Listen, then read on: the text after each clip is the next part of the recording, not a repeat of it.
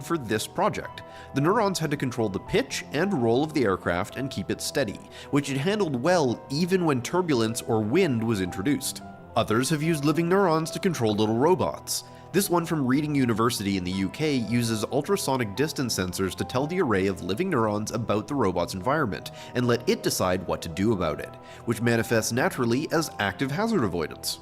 Most recently, a group got a batch of neurons to play Pong, which may sound less impressive than the other examples, but the way they handled their sensory input into the neurons was really clever and is where we're taking a lot of the inspiration in our control scheme, though we're going to get to that in a second. Point is, neurons are little prediction machines, so if you design the stimulus you feed them correctly, you can make them learn to control anything, at least in theory. Now, the reason we chose Doom is because it's a sufficiently complex task to be impressive, but it can be deconstructed into a simple signal problem if you set it up properly. Doom only looks 3D. In reality, it's much closer to this. The character is basically just an arrow, enemies are circles, hazards are just shapes, all on a 2D surface. The game just renders it to look 3D, but there's no real difference. You can't actually tilt the camera, the gun just shoots anything in the center of the screen regardless of elevation. In order to play the game, the array only needs to be able to do a few things. Move forwards or backwards, turn left or right, fire the gun, change weapons, and interact with buttons and objects. As sensory input, the neurons need to know if the character is pointing at an enemy, approaching a hazard, near something to interact with or pick up, and if they're near a wall. They also need to know if the clip of the gun is empty and their health status. The other thing to know is that neurons like some types of electrical noise and dislike others. Repetitive, predictable noise, like a simple tone or repeating pulses, they like and will cause them to spike more. Chaotic, unpredictable noise they dislike and will actively try and minimize. Let's look at one example and see how locating an enemy would work. With only 2 electrodes, there's a way to encode where an enemy is relative to the player. I think the easiest way to understand this is to experience it, so here's what I want you to do. If you're watching this with headphones on already, congratulations, you don't need to do anything. But if you're not, pause the video and grab headphones. Don't worry, we'll wait while you do. One eternity later. Alright, are you back? Okay, good. I'm going to put you into the perspective of the array. Listen to the tones as the player turns.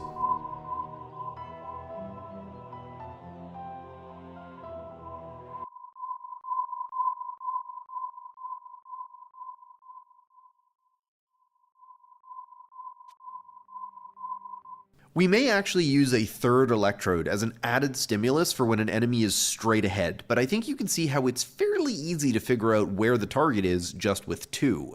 There's a natural point when the player is aimed directly at the enemy where the tones line up. For multiple enemies, we'll just program it to prioritize whichever enemy is closest to start with, but eventually a much larger array could include a lot more stimulus to track multiple enemies at once. This isn't actually all that different from how some missiles work, only the thing deciding what to do about the tones is living neurons you need to remember to feed. Though unlike a missile, the array doesn't know where it is, or for that matter, where it isn't. It's just listening to electrical jazz and trying to guess the next note. If we did the same basic thing for the other parameters, the array will have a pretty decent amount of information to work with to be able to navigate around. The way we know what the neurons want to do is to pick a group of electrodes on the array and then arbitrarily set them as an action. When the amount of neurons in that area producing electrical spikes increases beyond some threshold we'll set, we count that as the neuron's choice of action. There will likely be a lot of tuning to get the levels of this stuff set properly, and it'll also probably take time for the neurons to learn to respond and update their wiring. But this same basic concept can be used to break down the entire game into a series of signals the neurons can learn to interpret and act on. As a final touch to help train the neurons further and help encourage them to play the game, every time they get a kill, every stimulation electrode will play a pleasant tone. If they get killed, say by walking into a hazard or losing health, every stimulator electrode will play an annoying tone for a moment. So yes, we are trying to Pavlov the neurons, but jury's still out on whether or not the pleasant stimulus is the equivalent to a treat or an orgasm. That ought to keep the little squirts happy. The rest is pretty much up to the neurons. They'll need to figure out how to play the game and score points purely from the incoming signals. But to them, they'll have no idea that's what they're controlling. They're just trying to anticipate the noise coming in, and then adjust if they're wrong. We've set it up in such a way to avoid situations where the array can find ways to not play the game. Now, if we ever want to be able to test this, we should probably get building. So let's now look at where we stand on making this real. This video is actually the second part in a series, as we've been working on this for quite a while. There are a few basic pieces to the project. The first is, of course, the hardware. This includes the array, the incubator to keep the cells alive, and the electronics for connecting the array to the computer. The next part of the project is the neurons that we grow in the arrays. These are living cells and require regular feeding and careful tending to keep alive. And finally, there's the software that will work as the bridge to interpret the signals that we collect from the growing neurons and feed signals into the array for the neurons to interpret and process. As you can imagine, that's a lot of things that need to work properly for it to actually function. We realize that trying to do the whole project in one chunk is way too much to chew, so we're breaking it into smaller parts. The critical path has 3 parts: growing neurons properly, getting signals out, and then putting signals in to control them. But there are some side quests too, and a final boss, but we're going to talk about that near the end of the video. Today, beyond just an update, we're going to be focusing on the first part, growing neurons. Something that became very clear from reading seemingly endless numbers of papers on this topic is that nobody actually knows the best way to grow them. Literally every company and academic lab does it differently, and while there are some commonalities, the only way we were going to figure out which particular witch's brew works best and how delicate the little bastards actually are was to start trying to grow them and see what works. And I'm happy to report that we have now stress tested a protocol that seems like it works really consistently, but we'll come back to that shortly, because before we can grow the neurons, we need to talk about what we're going to grow them in. When we buy neurons, they usually come frozen on dry ice as a tube of about 1 million live, frozen cells. Last time we used stem cell derived human neurons, but at least for the next few experiments, we're going to be going with cortical rat neurons. This is for the sake of cost, availability, and the fact that cortical neurons from a rat can learn well enough. There. I have absorbed all the knowledge in this computer database. Since neurons don't divide, however many cells you put into your culture dish or well is the maximum number that will ever be in that dish. And once they're growing, you can't mess with them or move them to another dish. So you need to plan your experiments out really carefully in advance. There were a few questions that I wanted to answer with this set of experiments, and since every time we buy and grow neurons is really expensive, it's important to make sure that we answer as many questions with each attempt as possible. And of course, this is also where our wonderful patrons and other supporters come in to help feed our monstrosities and get those answers.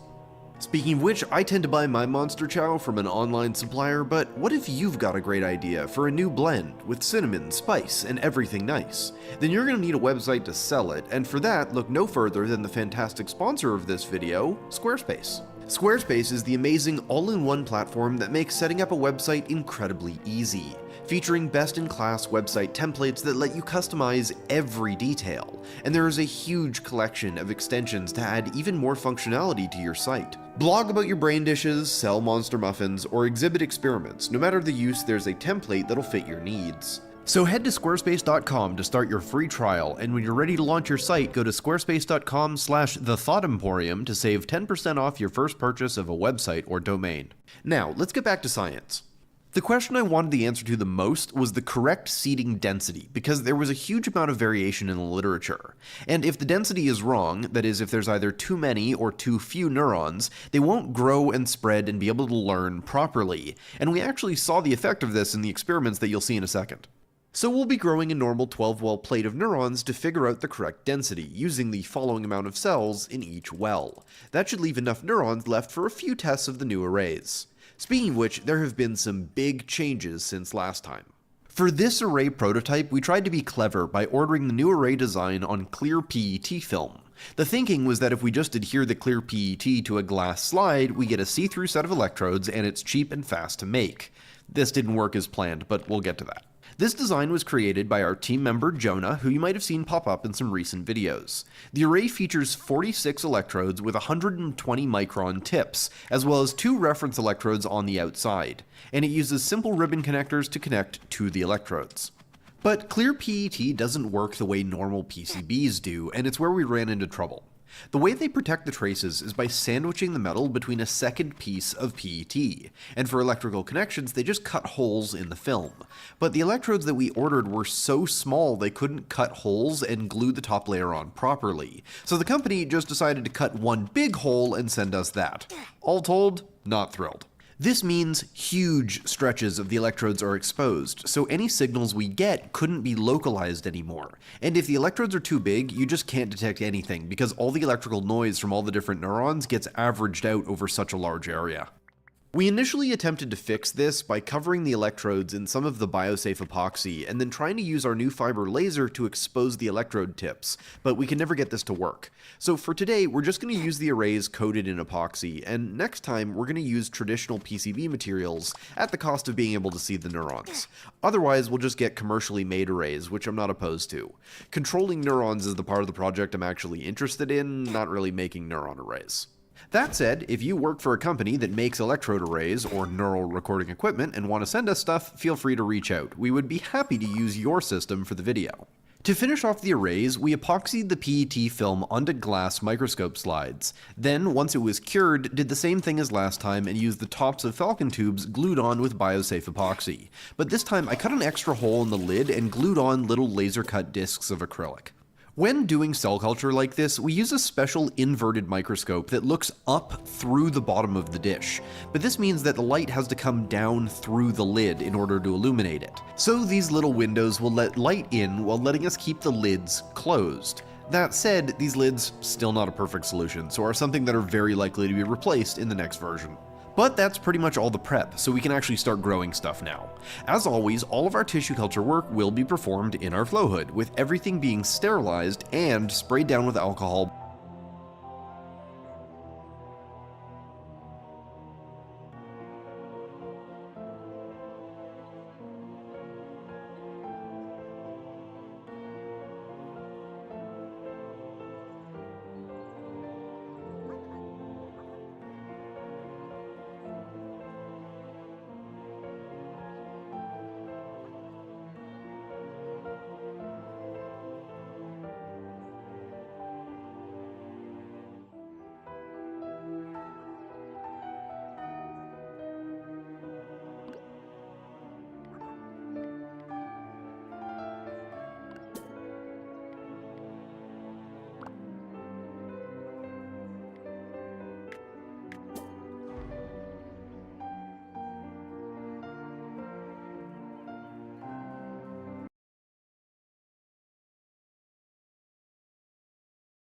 Before bringing it into the hood.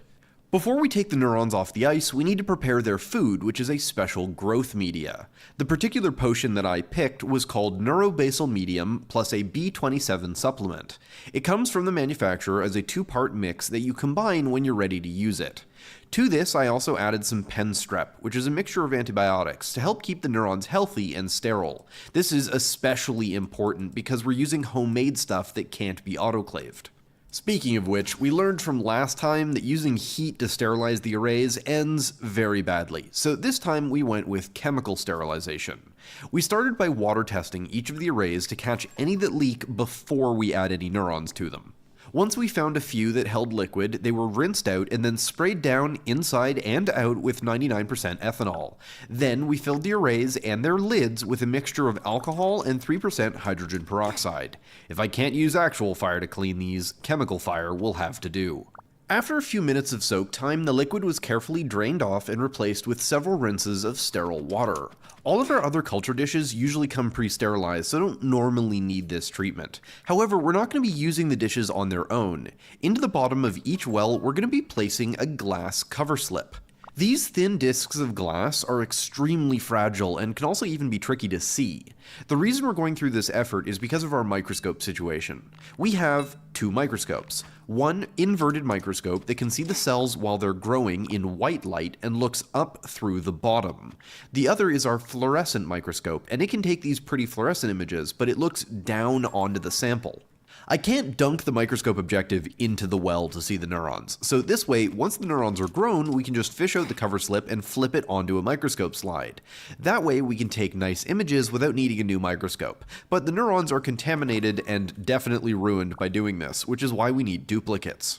The cover slips were first cleaned in alcohol and then placed into the wells. Then they were given the same alcohol and peroxide wash, followed by a bunch of saline rinses.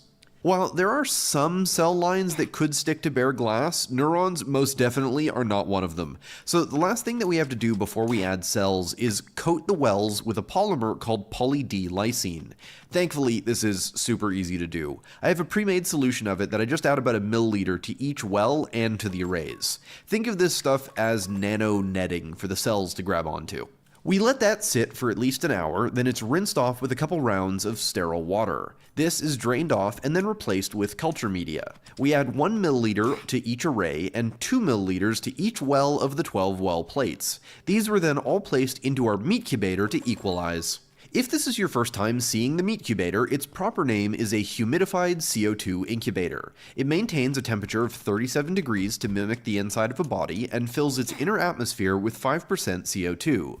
This diffuses into the liquid and helps hold the pH of the growth media constant, which is really important as any drift could kill the neurons. Cells are actually much more sensitive to pH changes than they are to temperature. By leaving the plates and arrays in the meat cubator, it gives the liquid time to warm up and equalize, so it's perfect when we go to add the neurons. Once they were warmed and ready to go, we quickly thawed the neurons in a hot water bath until there was only a tiny ice crystal remaining.